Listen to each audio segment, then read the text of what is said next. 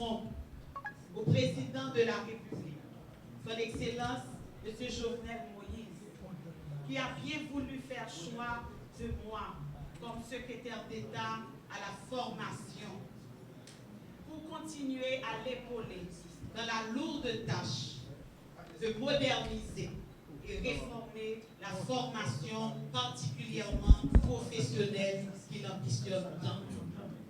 Cet honneur qui m'est fait représente avant tout la reconnaissance par son Excellence du travail accompli pendant mes 3 années passées à la tête de la direction générale de l'INFP dans un contexte totalement délétère où rien, mais vraiment rien, ne m'a été épargné. Et dans ce pays où être femme est considéré par certains comme une tare, et être femme de pouvoir perçue comme une anomalie, voire un affront. Dieu a voulu que cette promotion coïncide avec la période même où on célèbre les femmes. Elle prend par conséquent plus de valeur à mes yeux. Sachez, Excellence, que je vous suis reconnaissant pour tout le support que vous m'avez apporté, ainsi que le Premier ministre Joseph Jout, pendant qu'il était ministre des Finances au cours de ces 6 mois dans ce travail difficile. Vous avez toujours été à mes côtés, aussi bien lors des inaugurations des nouveaux centres que pour la finalisation des payrolls des employés nommés et recrutés. Par votre engagement, vous avez permis à l'INFP de devenir une institution à part entière. Soyez-en remerciés. Je veux également saluer la collaboration exemplaire et le support sincère de mon ministre de tutelle, mon ami qui a toujours été à mes côtés pendant ces 3 années difficiles et qui a largement contribué à rendre ce calvaire aussi productif. C'est une joie de continuer à faire route avec vous, Monsieur le ministre. À mes détracteurs, merci d'avoir fait de moi une meilleure personne et de m'avoir communiqué cette rage de réussir en dépit des injustes, des embûches, des mensonges et attaques en tout genre. Encore une fois, ministre Cadet, merci de m'avoir supporté. Mes remerciements vont également, bien entendu, aux partenaires étrangers qui ne m'ont jamais retiré leur confiance et leur soutien. Je pense en particulier à nos amis et frères de la BCD qui ont financé les centres de Jacmel et de Hinch, qui financent aujourd'hui la reconstruction du centre professionnel et technique de Saint-Martin et ont planifié de financer les constructions de l'école professionnelle de J.B. Damier et du siège social de l'INFP. Je pense également à la BID, qui a été l'un de nos premiers accompagnateurs dans la construction des nouveaux centres et qui a promis de financer la construction de l'école professionnelle de Port-de-Paix dans le Nord-Ouest, seul département où il n'existe pas la présence de l'État en termes d'école professionnelle.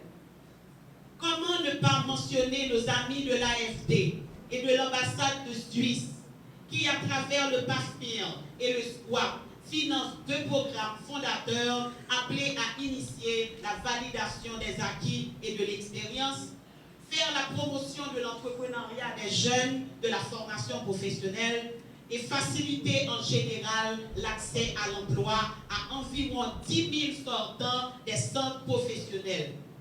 Je ne saurais oublier le BIT et l'APF qui nous ont accompagnés dans la formation de 5 000 jeunes au cours de ces 3 ans.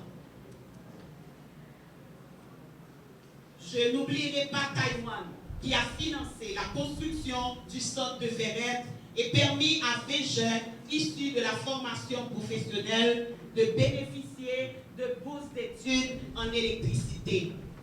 Et comment oublier le PNUD qui a disposé de 17 millions de dollars pour financer 300 professionnels. L'un qui commence au CAI, on est à presque 50% de réalisation et nous aurons à démarrer les travaux de Fort Liberté et de Saint-Marc dans les quelques mois qui arrivent. 20 jeunes de l'école Élie Dubois ont également pu bénéficier de bourses d'études en Belgique et 20 autres en Guadeloupe dans plusieurs filières via l'APF. Mes remerciements à tous ceux-là que je n'ai pas cités, car il serait trop long dans le cadre de ce discours d'installation de le faire. Ils sauront s'identifier cependant et qu'ils sachent que le partenariat que nous avons avec eux est important à nos yeux et utile pour le pays, sans oublier l'Union européenne dans son encadrement avec l'AFD. 3 ans déjà, ministre, avec vous, et quel bilan pourtant? En dépit, comme j'ai dit tantôt, des embûches, en dépit des complots de bas étage dressés sur le chemin, comme vous l'avez si bien dit. En termes de bilan, nous avons travaillé sur 4 axes. L'axe d'accès, la qualité, la gouvernance et la pertinence de la formation. On a achevé le centre professionnel de Mayotte. On a reconstruit et doté en équipement le centre professionnel de Saint-Martin. C'est en construction maintenant. On a reconstruit et doté en équipement le centre de Jacmel. Construction et dotation en équipement de Hinche, du centre de Hinche. Reconstruction et dotation en équipement du centre pilote de la formation professionnelle. Reconstruction du centre du Trou du Nord.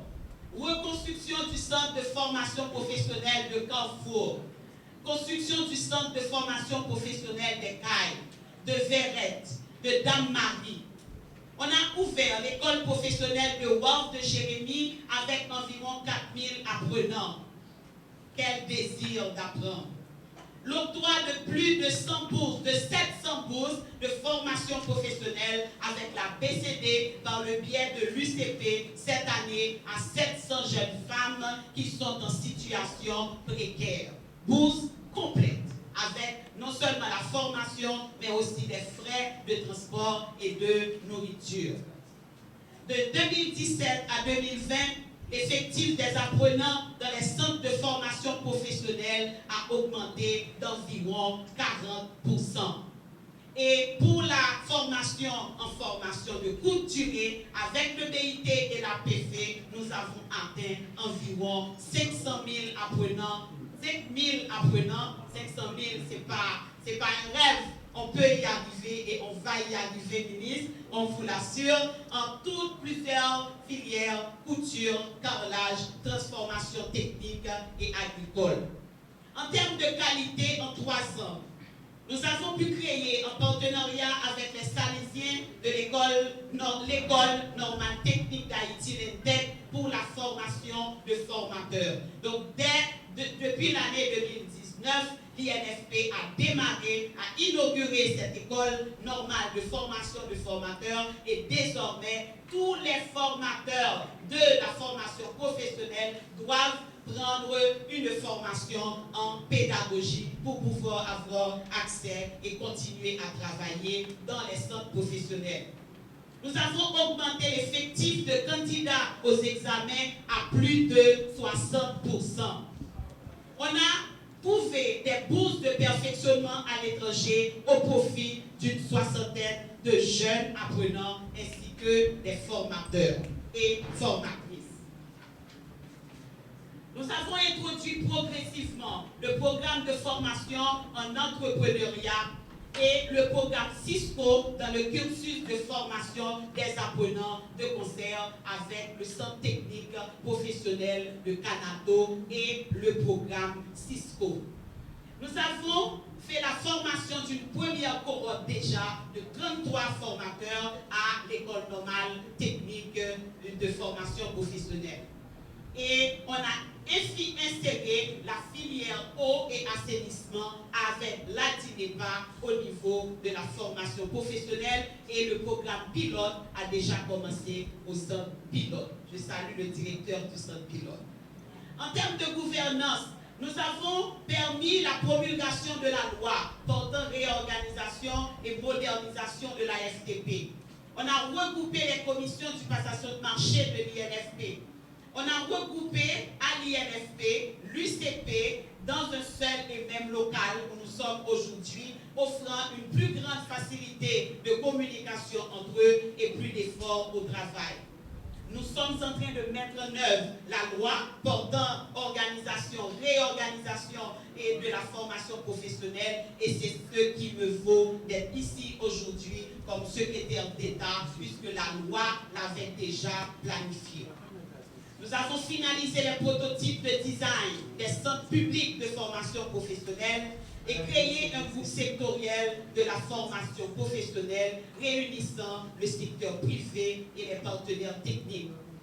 Et en termes de pertinence, le projet SWAT, système de qualification et d'accès au travail, avec l'ambassade de Suisse, va former, on est en train de former 8000 jeunes dans le domaine de la construction et ces 8000 jeunes seront tous insérés d'ici 4 ans.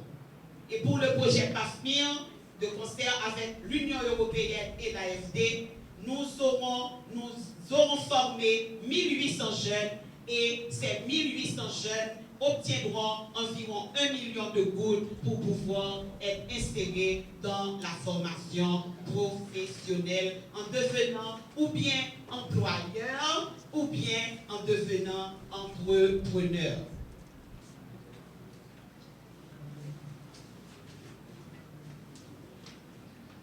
Monsieur le ministre, nous avons l'ambition de faire beaucoup plus. Et cette promotion, comme vous l'avez su bien dire, va nous permettre d'avancer dans le développement du plan stratégique conçu avec le support des uns et des autres, en commençant par l'application de la loi portant réorganisation et modernisation de la formation professionnelle. La mise à jour et la mise à disposition des fonds nécessaires à la modernisation du sous-secteur de la formation professionnelle à partir des ressources et des dotations budgétaires prévues dans cette loi. Et c'est une étape fondamentale, Monsieur le ministre, dans le cheminement de cette modernisation. Mesdames, Messieurs, les cadres et employés de l'INFP, le changement, c'est maintenant ou jamais. La porte vers la modernité est encore ouverte pour vous. Laissez-moi adresser mes remerciements à tous ceux d'entre vous, tous niveaux confondus, qui m'ont encadré et qui sont restés loyaux envers l'institution. Un comportement exemplaire et essentiel au bon fonctionnement de la démocratie et envers le gouvernement. Ce devoir de neutralité de la fonction publique n'est pas toujours observé, certes, mais vous devez le défendre et lutter pour le préserver. C'est dans ce cadre de neutralité, d'objectivité et de rigueur que le rôle du secrétaire d'État à la formation, qui constitue en quelque sorte l'interface entre le pouvoir politique et la machine administrative de l'État, peut le mieux s'exprimer. Je vais continuer à m'atteler à la tâche. C'est vrai que la tâche devient plus grande, devient plus lourde, mais comme je le dis toujours, avec Dieu, nous ferons toujours des exploits. Permettez que je termine en disant que j'aurai en perspective l'aboutissement des réformes déjà initiées. En particulier, la mise en réseau de tous les centres et l'accès à un webmaster où tous les apprenants et professionnels du sous-secteur pourront interchanger activement en vue d'une insertion professionnelle sans maquillage et une insertion qui atterrit. À tous les ministres et secrétaires d'État, je suis ouverte désormais pour que la formation puisse s'étendre dans le pays. Parce qu'il y a beaucoup de jeunes, mais aussi des adultes qui en ont besoin pour s'insérer professionnellement, pour pouvoir sortir de cette misère dans laquelle nous vivons. À tous et à toutes, je vous remercie, particulièrement tous ceux qui sont là, qui ont pris la peine de venir. Je vous remercie et je souhaite que votre travail continuera à alimenter le travail que je vais faire, que je vais continuer à faire, et que désormais, je dis que la formation professionnelle est sur la route de la modernité. Que Dieu nous accorde la grâce de le faire. Merci. Voilà. De très belles idées, de très belles pensées, et avec votre accompagnement, c'est sûr qu'elle va réussir. Juste avant. Alors, c'est pas encore le temps des salutations, on y reviendra. On y reviendra, merci. On remercie évidemment la formation pour ces propos. J'espère que vous avez bien entendu et on attend de vous la collaboration.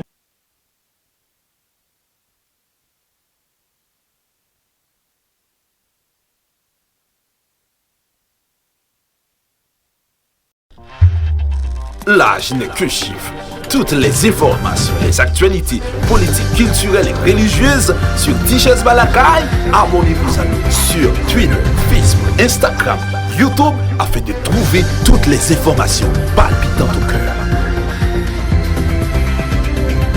Tichèze Balakaï.